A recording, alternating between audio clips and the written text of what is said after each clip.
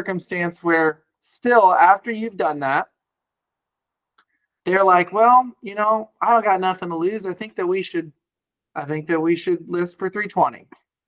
This is when you're like, okay, yeah, I can get behind that. Let me show you a little something real quick to consider before we make any decisions on price.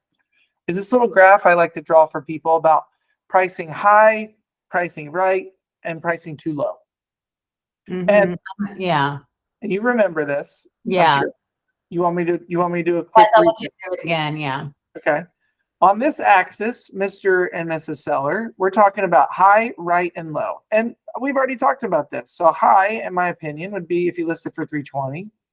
Right would be if you listed for 310. And low would be if you listed at 300. And on this axis is really just days on market. How long something is on the market, long time or short time. Okay. And so what I find, Mr. and Mrs. Seller, is that oftentimes when my sellers decide to list high, they say, hey, we have nothing to lose.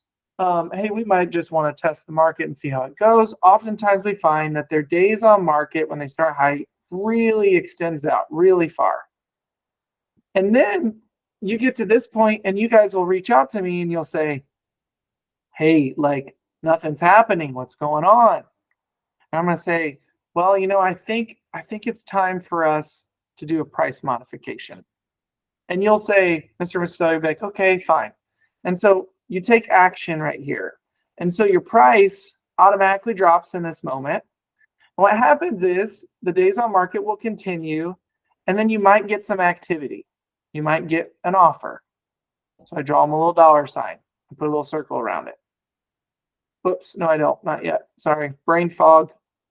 4 o'clock brain fog, Joanna. I know you want to do these earlier because you're tired by now. No, it's fine. No, it's totally fine. I need a Diet Coke. I don't put the circle in because I'll say, but here's the problem. Since we've been on the market for so long, when we get this offer, sometimes that offer is actually down here. And that's the one I circle. Right. That's the one I circle.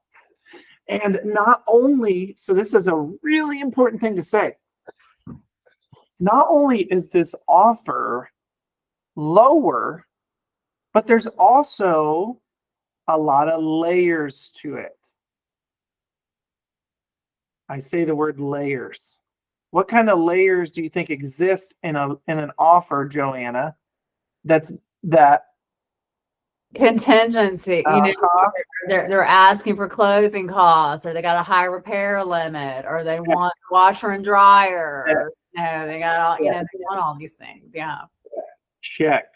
5 different layers. I got to sell my house.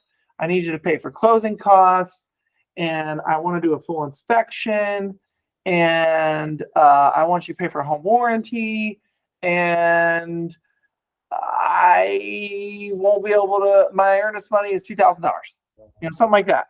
Right. There's all of these crappy layers. So not only is it a smaller offer, but you get these layers. Now, conversely, if Mr. and Mrs. Seller, you listed your house at 300, then your days on market are really short. And guess what? You don't have to make a modification like you did up here, but you get an offer. And the cool thing is it's either like right where you put it, or sometimes it's a little bit higher than list price. And here's the cool thing with this offer here, you probably aren't getting any of those layers. Right. Okay. You might have a few, but you don't have 5 layers. You might have 0 layers. You might just have 1 or 2 layers. So my recommendation to you, Mr. and Mrs. Seller, is when you price it right, you land right in the middle. And here's what's really cool about it, is that you'll sell in the normal days on market. You'll get an offer right at where we're asking, or maybe you'll get an offer higher, or maybe you'll get an offer a little bit lower. But guess what? We still don't have all of these layers. We're not going to have so many layers that we did on this other scenario. And guess what's crazy is that in this scenario, you're always ending up at least exactly where you were or more with less layers. Mm-hmm. Layers. I like that. Yeah. That's so true. Because they always have, yeah, the longer it's on the market, the bigger the ask. Yeah. Ask for stuff. Yeah.